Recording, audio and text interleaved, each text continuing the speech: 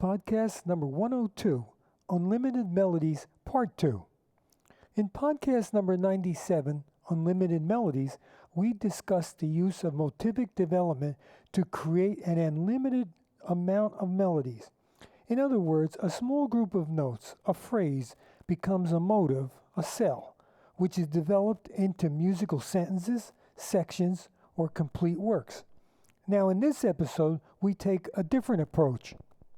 As I mentioned in previous podcast episodes, through interviews, articles, and biographies, most modern songwriters say that they compose by playing chords on a guitar or piano, which in turn fosters and inspires melodies in their minds.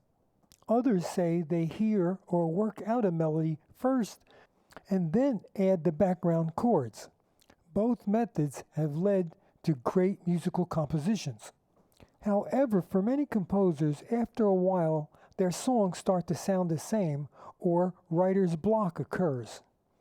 In this series of episodes, we will look at a way to never fall into a rut or lose interest. That is, to improvise the melodies, either for a song or a solo in the rock, jazz, or country idiom. This is accomplished by playing chords on a keyboard, then improvise melodies in your right hand against the chords in your left. If you do not play the piano, no problem. As long as you can get a keyboard, no matter how small, I will teach you as we move along. We will work together. As I mentioned in episode number 97, the best advice I could give to all songwriters is that you should play the keyboard, the guitar, the drums, and probably most important, sing all the time, whether you're a singer or not. This is especially doable today because of YouTube. All lessons on all instruments and singing are free, from beginner to advanced. We will begin with 2 chords, then slowly expand, using the techniques that will lead to an endless reservoir of ideas, inspiration, and melodies. We will use 2 chords for all our examples, C and F major, the 1 and the 4 chords in the key of C major. If not familiar with keys and the chords within, please check out the beginning episodes in this podcast. Or just follow along, because I will explain all this as we move forward. For now, the C chord is made up of the notes C, E, and G.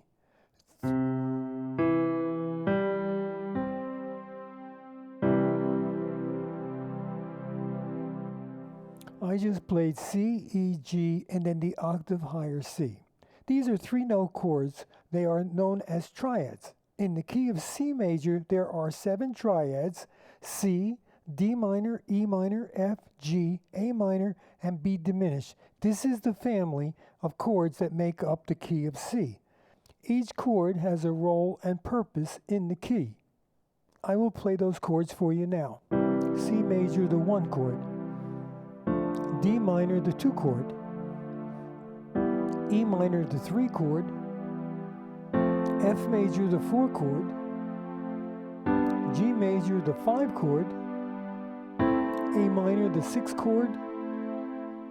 B diminished, the 7 chord. The 1, 4, and 5 chords are primary, they are major, and 2, 3, and 6 are minor, and they are called secondary, and the 7 is diminished. This pattern holds for all 15 major keys. So the 1 chord, in this case C major, is the tonal center, home so to speak. Now the 4 chord, F major, is comprised of the notes F, A, and C, and is called subdominant. C pulls to 4. Of course, C can pull to any chord, but it does. Here we have the primary chord, the 1 pull to 4, and then 4 pulls to 1. 4, in this case F, can go anywhere, but it does have a pull to 1. In fact, 4 to 1, F to C in this case, is recognizable as used for Amen. Let's listen.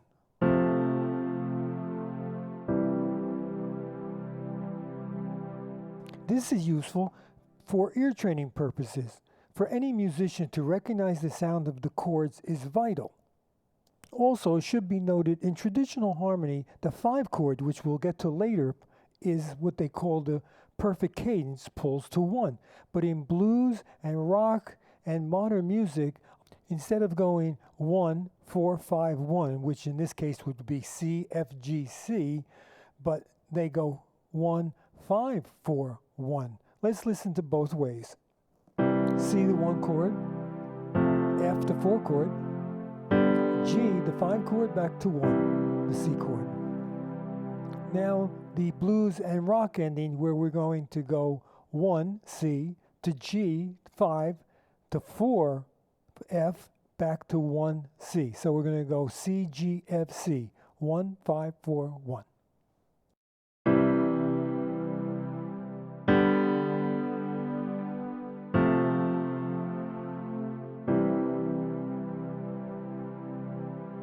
So in this episode, we're just going to use the 1 and the 4 chords, C and F.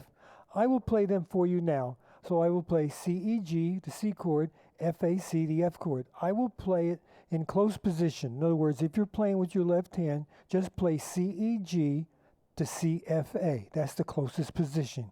In music, they call that the closest voicings. Please play along and just play this on whatever keyboard you have. I will play C to F, 1 measure each in 4/4 time. So that's going to be 4 beats for each chord. We'll go C, F, C, F, C, F. In other words, C to F 3 times. And then at the end, I will hold the C chord for 2 measures or 8 beats. This will create an 8-bar section, the most commonly used in modern songwriting.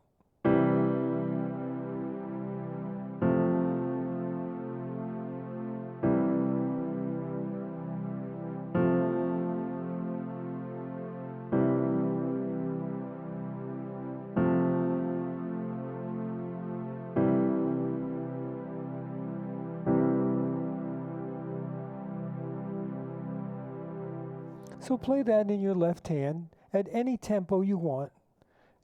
Just be comfortable. Now I will improvise the melody using only the notes of the chords, the chord tones. Now chord tones are consonant, lacking tension. Later on, we will add in non-chord tones, which will create varying degrees of color and tension, dark and light.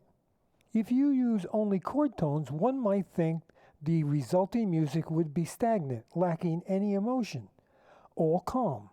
This is of course possible if that's what you're looking for. However, the exact opposite is true, for chord tones also exude strength and power. Most of the adventure and action movie themes are based on chord tones. Often it is the rhythm of the notes used and the rhythmic background, the arrangement behind it, that creates the drive and excitement. One of the best examples is Richard Strauss's Also Sprach Zarathustra, which was used in Kubrick's movie 2001: A Space Odyssey. It opens with a C chord outlined with C, the first note, G, the fifth of the chord, and then the octave C. This is the original power chord used by all rock guitarists.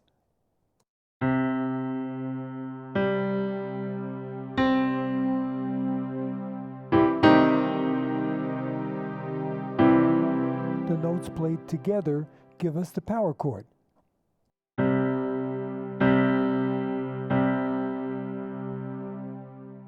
And in nature, mathematically, this is how all notes are formed, because when you play a note, the overtone series, that means when you hit a note, let's say a C, actually what you're hearing is the octave C, then the fifth and the third, and so on. They're embedded in that note. That's why a sax sounds different than a guitar or a piano. It's the strength of the overtones. They said that the French conductor-composer Pierre Boulez could hear down into a note with perfect pitch that strong. I will play 2 examples. The first example I will play is in 4/4 time, as I said, C to F major 3 times, and I will use only chord tones. Example 2 will be the same procedure, but it will be in 3/4 time.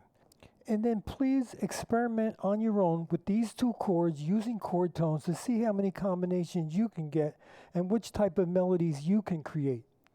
In each episode in this series, we will add in something new, a new technique as far as melody and also new chords. Also, don't just think of songs. Think maybe that you're improvising a jazz solo or a rock solo or a blues solo. We will work on the blues too. We'll add in a blues scale and blues notes. Don't limit yourself, just expand yourself. Maybe in your song you'll have an interlude with improvised solos. Never limit yourself. Remember, today is so different than earlier years. Today you can write, you can record, arrange, publicize your work by yourself or with friends. There are no limits.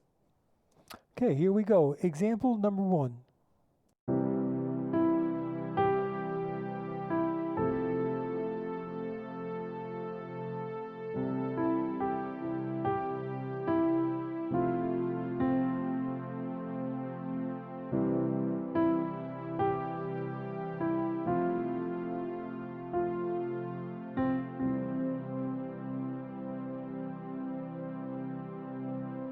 Now for example 2 in 3/4 time.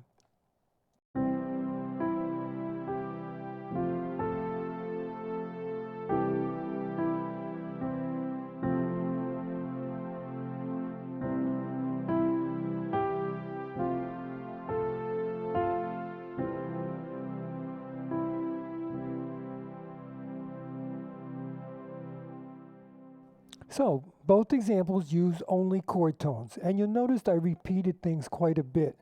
In popular music, the most often used technique is repetition and repetition with variation.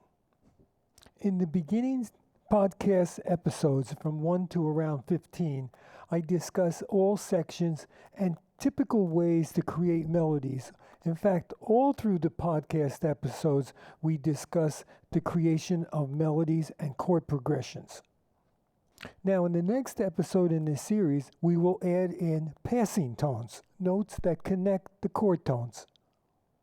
Thank you so much for listening. I'd like to leave you with this quote by Albert Einstein: "Strive not to be a success, but a value."